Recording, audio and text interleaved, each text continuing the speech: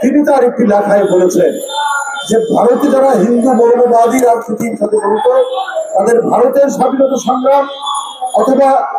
এই উপমহাদেশের স্বাধীনতা সংগ্রামের সাথে এদের কোনো সম্পর্ক ছিল না, এদের কোনো অবদান নাই। তাই ওরা বিভাজনের নীতি, বিদ্বেষের নীতি, অসুয়ার নীতি,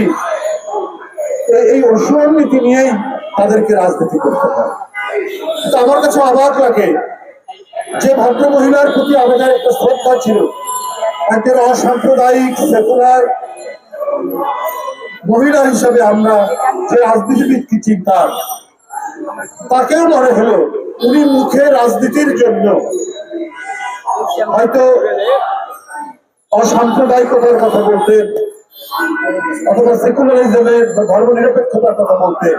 কিন্তু ওনার গভীরে ছিল দারুণ ভাবে কট্টর